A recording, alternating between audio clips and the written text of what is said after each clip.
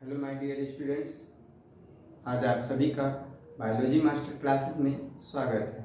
आज आपकी पहली क्लास है, इसलिए हम आपको आज बायोलॉजी के परिचय के बारे में बताएंगे, यानी बायोलॉजी का इंट्रोडक्शन देंगे। सबसे पहले हम बता दें कि ये बायोलॉजी जो है ये दो शब्दों से मिलकर बना हुआ है। बायोलॉजी दो शब्दों से मिलकर बना है, जिसका पहला शब्द बायोस और दूसरा शब्द लोगोस है। बायोस का अर्थ होता है लाइफ, यानी कि जीवन। दूसरा लोगोस डिस्कोर्स, यानी कि स्टडी, और स्टडी का अर्थ है अध्ययन से। यानी कि हम ये कह दें कि बायोलॉजी के अंतर्गत हम जीवधारियों का अध्ययन करते हैं, क्योंकि लाइफ जंतुओं और पौधों में है, सूक्ष्म जीवों में है, और स्टडी यानी कि अध्ययन करते हैं। तो बायोलॉजी के अंतर्गत हम लाइफ यानी कि लाइफ स्टडी करते हैं, जीवों का अध्ययन करते हैं, जीवधारियों का अध्ययन करते हैं।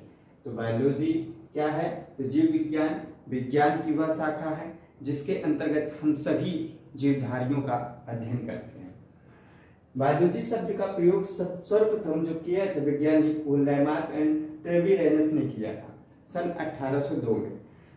दो वैज्ञानिकों ने, लैमार्क एंड ट्रेविरेनस ने बायोलॉजी शब्द का प्रयोग किया था।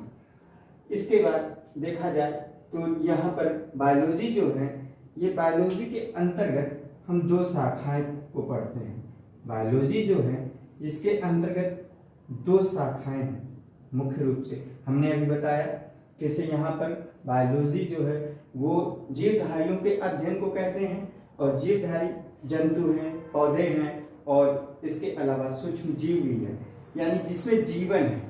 तो यहाँ पर मुख्य रूप से दो शाखाएं हैं, एक है आपका जूलॉजी और दूसरा जो है वो है बॉटनी। ये जूलॉजी एंड बॉटनी जो है ये बायोलॉजी की दो शाखाएं हैं। इसके अंतर्गत आप बायोलॉजी के अंतर्गत तीसरा जो है वो माइक्रोबायोलॉजी भी पढ़ेंगे, सूक्ष्म जीव विज्ञान, यानी कि माइक्रोबायोलॉजी।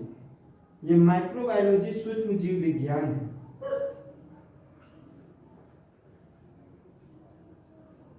यहाँ पर देखा जाए तो सबसे पहले जो जंतुओं का अध्ययन है उसे जूलॉजी कहते हैं। जंतुओं के अध्ययन को ही जूलॉजी कहते हैं, और जूलॉजी भी आपके दो शब्दों से मिलकर बना हुआ है। जूलॉजी यानी कि जॉइन, ये एनिमल, और दूसरा है लोगोस यानी कि स्टडी। यानी कि जूलॉजी के अंतर्गत हम केवल जंतुओं का अध्ययन करते हैं, और दूसरा जो है बॉटनी, बॉटनी के अंतर्गत हम केवल और केवल पेड़ पौधों का अध्ययन करते हैं। पेड़ पौधों का अध्ययन करते हैं, और ये जो बॉटनी है ये बॉटन शब्द से लिया गया है। बॉटन यानी कि जिसका अर्थ ही होता है हर्ब और प्लांट। इसके बाद देखा जाए तो बॉटनी शब्द की उत्पत्ति ग्रीक भाषा के बॉस्किन शब्द से हुआ है। बॉस्किन का अर्थ ही है चरण, यानी ग्राजिंग, चरने से लिया गया है। और चरते कौन है? तो जीव जंतु। और किसे चरते हैं? पेड़ पौधों को। तो पेड़ पौधों को ही चरते हैं, इसीलिए इसके अंतर्गत हम बॉटनी के अंतर्गत हम केवल पेड़ पौधों का ही अध्ययन करते हैं। बात हम करें तो अभी हमने बताया कि जो बॉटनी, जूलॉजी एंड बायोलॉजी ये सभी के बारे में बताया, लेकिन इसके जो पिता हैं वो कौन है? तो यहाँ पर देखा जाए तो सबसे पहले फादर ऑफ बायोलॉजी जो है अरस्तु है। फादर ऑफ बायोलॉजी जो है वो अरस्तु है। अरस्तु ने लगभग 500 जंतुओं का अध्ययन किया। लगभग 500 जंतुओं का अध्ययन किया, वर्गीकरण किया सर्वप्रथम, और इसके बाद उन्होंने अपनी पुस्तक हिस्टोरिया एनिमलिज्म में उसका वर्णन किया है।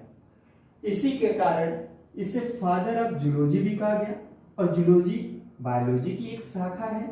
इसी कारण इसे अरस्तु को फादर ऑफ बायोलॉजी भी कहते हैं। और बात करते हैं फादर ऑफ बॉटनी। ये जो बॉटनी यानी वनस्पति विज्ञान के जो जनक हैं वो थियोफ्रेस्टस। थियोफ्रेस्टस ने क्या किया? तो लगभग 500 पेड़ पौधों का वर्गीकरण किया। लगभग 500 पेड़ पौधों का वर्गीकरण किया। इसके बाद उसका वर्गीकृत करके उसका अध्ययन किया, पूरी तरह से उनकी जानकारी की और अपनी पुस्तक हिस्टोरिया प्लांटेरम में उसका पूर्ण वर्णन किया है। इस कारण से फादर ऑफ बॉटनी जो है वो थियोफ्रस्टस है। एक बात और चलते चलते बता दें कि यहाँ पर हमने माइक्रोबायोलॉजी का भी वर्णन किया है। माइक्रोबायोलॉजी जो कि सूक्ष्म जीव विज्ञान है। सूक्ष्म जीव विज्ञान के जो जनक है वो एंटोनी वॉन लीवेनहॉक है। यानी इसको अगर शॉर्ट में कह दे तो एवी लीवेनहॉक ने सर्वप्रथम माइक्रोबायोलॉजी का अध्ययन किया। माइक्रोबायोलॉजी के अध्ययन के कारण ही उसे सूक्ष्म जीव विज्ञान का जनक कहा गया। ये तो हमने आपको एक वर्णन बता दिया कि ये माइक्रोबायोलॉजी क्या है, सूक्ष्म जीव विज्ञान क्या है, बॉटनी क्या है, जूलॉजी क्या है और बायोलॉजी क्या है। अब हम आगे बात करते हैं कि इसमें अगर देखा जाए तो सबसे पहले कि बायोलॉजी में हमने क्या कहा कि जीवधारियों के अध्ययन को ही बायोलॉजी कहते हैं। तो जीवधारियों के अध्ययन को बायोलॉजी कहा गया। तो जीवधारियों के कुछ लक्षण ही होंगे जिसके कारण उसे अलग, मतलब एक शाखा, विज्ञान की एक अलग शाखा में इसका वर्णन किया गया है बायोलॉजी में। तो ये लक्षण कौन कौन से हैं, जरा इसका वर्णन करते हैं।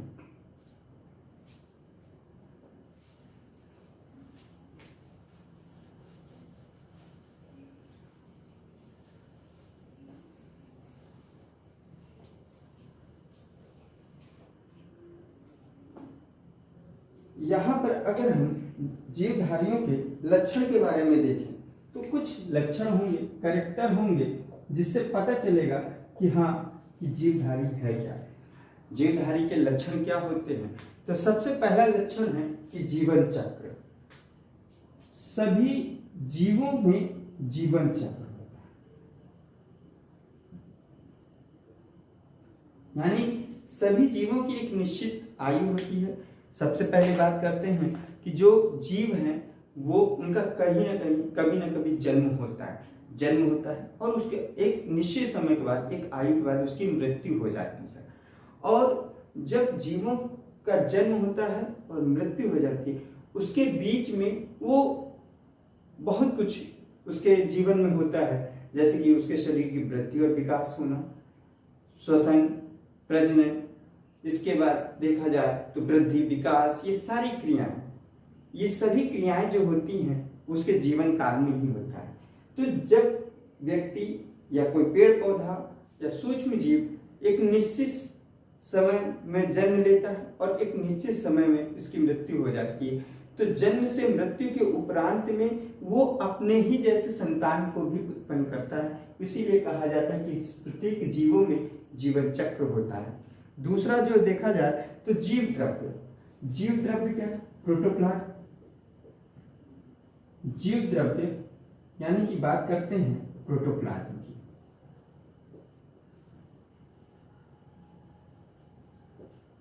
प्रोटोप्लाज्म जीव द्रव्य क्या है? तो जीव द्रव्य जीवन का भौतिक आधार है। जीव द्रव्य ये हमारे शरीर में पाया जाता है, जिसके कारण हम सभी क्रियाएं करते हैं। जीव द्रव्य जीवन का भौतिक आधार है। यह हेक्सले ने कहा था कि जीव द्रव्य जीवन का भौतिक आधार है। जिस जीवों में जीव द्रव्य नहीं है वो जीवित नहीं है। और जीवों में जो जीवों का शरीर है वो कोशिका का बना होता है। सभी जीवों का शरीर जो है वो सभी जीवों का शरीर कोशिका का बना होता है। कोई भी जीव हो, बॉटनी के अंतर्गत हम पेड़ पौधों का अध्ययन किया, जूलॉजी के अंतर्गत जंतुओं का अध्ययन किया, माइक्रोबायोलॉजी के अंतर्गत हम सूक्ष्म जीवों का अध्ययन करते हैं, ये सभी करते हैं। और इन सभी जीवों का शरीर जो है वो कोशिका का बना हुआ होता है। और कोशिका जो है यानी कि जिसे हम लोग कह देते हैं cell is the smallest unit of life. जो सेल है ये सबसे छोटी इकाई है किसका? किसी भी जीवों की। किसी भी जीवों के शरीर की सबसे छोटी इकाई कोशिका है। जिन जीवों का शरीर कोशिका का नहीं बना होता है वो कोशिका रहित होते हैं, वो जीवित ही नहीं रह पाते और ये किसी दूसरे जीवों पर निर्भर रहते हैं। लेकिन ये कहा जाए तो प्रत्येक जीवों का शरीर कोशिका का ही बना होता है, सेल का बना है सभी जीवों का शरीर। और सेल में प्रोटोप्लाज्म पाए जाते हैं, जीव द्रव्य पाया जाता है, और जीव द्रव्य के कारण ही वो जीवन से संबंधित सारी क्रियाएं करता है। और जीवन में मतलब उसके अंतर्गत देखा जाए तो जीवन में अगर जीव द्रव्य नहीं है, कोशिका में जीव द्रव्य नहीं है, तो उसमें जीवन ही नहीं है। यानी कि जीव द्रव्य रहित कोशिकाएं भी मृत कोशिकाएं कहलाती है। इसके बाद तीसरा जो है श्वसन, और आगे देखा जाए नेक्स्ट पॉइंट है श्वसन, रिस्पायरेशन, जिसके अंतर्गत सभी पेड़ पौधे सभी जंतु श्वसन की क्रिया करते हैं। श्वसन की क्रिया के दौरान ऑक्सीजन को ग्रहण करना और कार्बन डाइऑक्साइड को मुक्त करना, ये सभी जीवों के शरीर में होता है। कोई भी जीव हो, सभी जीवों के शरीर में श्वसन की क्रिया होती है। श्वसन की क्रिया के दौरान ऑक्सीजन को ग्रहण करते हैं और कार्बन डाइऑक्साइड को मुक्त करते हैं। तो ये श्वसन, अगर श्वसन की क्रिया नहीं हो तो जीव जीवित ही नहीं रह पाएगा। तो श्वसन की क्रिया सभी जीवों में होती है। इसके बाद अगर देखा जाए तो प्रजनन, इसको कहते हैं रिप्रोडक्शन, यानी कि इसमें क्या होता है, तो सबसे पहले हमने आपको बताया था जीवन चक्र। जीवन चक्र में क्या होता है कि सभी जीवों की एक निश्चित आयु होती है, एक निश्चित समय बाद उसकी मृत्यु हो जाती है। वो प्रजनन भी करता है, यानी कि जिन जीवों में अपने ही जैसे संतान को उत्पन्न करने की क्षमता होती है उन्हीं को प्रजनन कहते हैं। यानी प्रजनन जो है वो क्या है, अपने ही जैसे संतान को उत्पन्न करने की क्षमता प्रजनन कहलाती है, रिप्रोडक्शन कहलाती है। इसके बाद देखा जाए तो ये रिप्रोडक्शन है। और अब नेक्स्ट पॉइंट में पोषण यानी कि भोजन देखा जाए तो सभी जीवों को जीवित रहने के लिए पोषण की आवश्यकता होती है, भोजन की आवश्यकता होती है। भोजन शरीर के वृद्धि और विकास के लिए आवश्यक है। कोई सूक्ष्म जीव है उसके भी शरीर की वृद्धि और विकास के लिए भोजन की आवश्यकता होती है। पेड़ पौधों को भी भोजन की आवश्यकता होती है और जंतुओं को भी। अब ये अलग बात है कि कोई जीव स्वपोषी है, कोई परपोषी है, कोई परभोजी, मतलब ये सब अलग अलग, स्वपोषी भी होते हैं, परपोषी भी होते हैं। तो इस तरह से देखा जाए तो सभी जीवों का जो शरीर, सभी जीव जो हैं वो भोजन के लिए किसी न किसी दूसरे जीवों पर आश्रित रहते हैं। एक बात और, ये हो गया आपके ये सारे पॉइंट, यानी कि ये जीवधारियों के विशेष लक्षण हो गए। इसके अलावा देखा जाए तो गति भी है, गति यानी मोशन सभी जीवों में होता है। सभी जीव मूवमेंट करते हैं। कोई भी जीव जैसे देखा जाए तो एक जगह से दूसरे स्थान पे जाता है, ये जीवधारियों के विशेष लक्षण में ही है। देखा जाए तो हम एक स्थान से दूसरे स्थान पे जाते हैं, गति करते हैं। अन्य जंतु देखा जाए तो वो भी गति करते हैं। पेड़ पौधे एक जगह स्थिर हैं, लेकिन क्या उसमें गति नहीं है, तभी तो वो वृद्धि कर रहा है। देखा जाए तो पेड़ पौधे में जो तना है उसमें प्रकाशानुवर्तन गति है, जो जड़ है उसमें गुरुत्वानुवर्तन गति है। प्रकाशानुवर्तन गति यानी कि पत्तियां ऊपर की ओर है, तना ऊपर की ओर होता है तो वो ऊपर की ओर प्रकाश की ओर गति कर रहा है, तो इस कारण उसे कहते हैं प्रकाशानुवर्तन गति है। जबकि जो जड़ें होती हैं वो भोजन यानी कि जल और खनिज लवण के लिए वो मिट्टी की गहराइयों में चले जाते हैं, तो उसमें गुरुत्वानुवर्तन गति है। तो प्रकाशानुवर्तन गति या गुरुत्वानुवर्तन गति किसी भी पौधे में होता है। तो पौधों में भी गति है, स्थिर है, एक जगह स्थिर है, लेकिन उसमें भी गति है, मोशन है, यानी सभी जीवों में गति होती है। इसके बाद एक और मोस्ट इंपॉर्टेंट पॉइंट है उपापचय।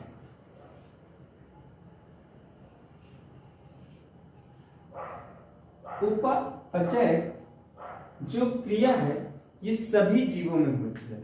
उपापचय यानी मेटाबॉलिज्म। मेटाबॉलिज्म जो है ये दो प्रकार की होती है, एक होती अपचय, एक होती है उपचय। यानी कैटाबॉलिज्म और एनाबॉलिज्म ये दो चीजें होती हैं। यहाँ पर देखा जाए तो एनाबॉलिज्म ये क्या होती है, सिंथेटिक यानी कि रचनात्मक होती है। उपापचय जो है ये रचनात्मक भी होती है और विघ्नात्मक भी होती है। यानी कि ये कहा जाए तो एनाबॉलिक और या फिर दूसरा जो कहते हैं ये कैटाबॉलिक, ये दोनों चीजें होती हैं। क्यों होती, कैसे होती है, जरा इसके बारे में देखते हैं। तो रचनात्मक, पेड़ पौधे जल तथा कार्बन डाइऑक्साइड को ग्रहण करके सूर्य के प्रकाश की उपस्थिति में भोजन का निर्माण करता है। भोजन ग्लूकोज के फॉर्म में होता है, सबसे मतलब सरल कार्बोहाइड्रेट जो है वो ग्लूकोज ही है।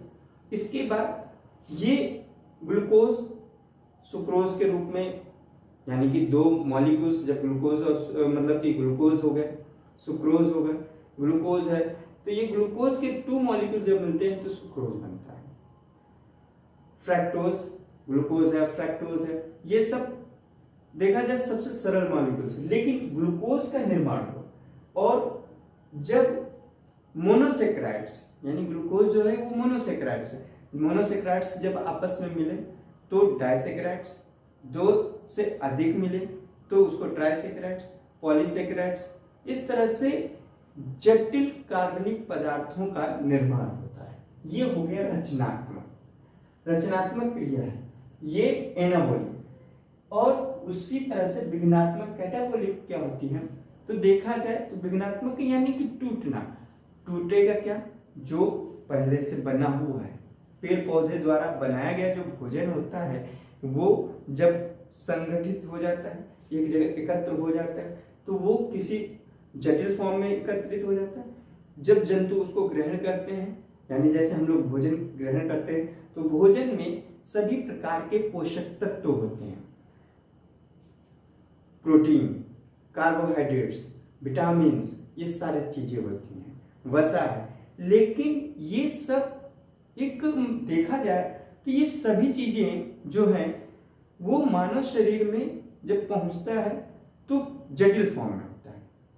हमारे जो शरीर के अंग तंत्र हैं उस जटिल फॉर्म, सरल सिंपल जो कॉम्प्लेक्स कंपोनेंट्स होते हैं उसको सिंपल कंपोनेंट्स में बदल देते हैं, और वही हमारे शरीर में पहुंचकर क्या होता है, आंतों द्वारा ग्रहण किया जाता है और वही रक्त में मिल जाता है और शरीर में वृद्धि और विकास में सहायक होता है। तो यानी कि उपापचय की जो क्रिया होती है ये सभी जीवों में होती है। पेड़ पौधों में रचनात्मक भी है, विघ्नात्मक भी है, जंतुओं में भी रचनात्मक है और मतलब कि विघ्नात्मक है। यानी ये सभी क्रियाएं जो हैं ये जीवधारियों के मेन लक्षण कहलाते हैं। यानी कि आज हम आपको क्या बताएं, सबसे पहले कि यहाँ पर बायोलॉजी के अंतर्गत हम केवल जीवधारियों का अध्ययन करते हैं और जीवधारियों के कुछ विशेष लक्षण हैं जिसके अंतर्गत पता चलता है कि जीवधारी जो हैं वो उनमें कुछ विशेष लक्षण होते हैं, कैरेक्टर होता है कि उसमें जीवन चक्र है, जीव द्रव्य पाया जाता है, कोशिका का बना हुआ होता है, उसमें गति है, उपापचय की क्रिया होती है, श्वसन है, ये सारी क्रिया, श्वसन है, उत्सर्जन है, ये सारी क्रियाएं जो होती हैं ये किसमें हैं, जीवधारियों में। तो आज के लिए इतना ही, फिर मिलेंगे नेक्स्ट वीडियो।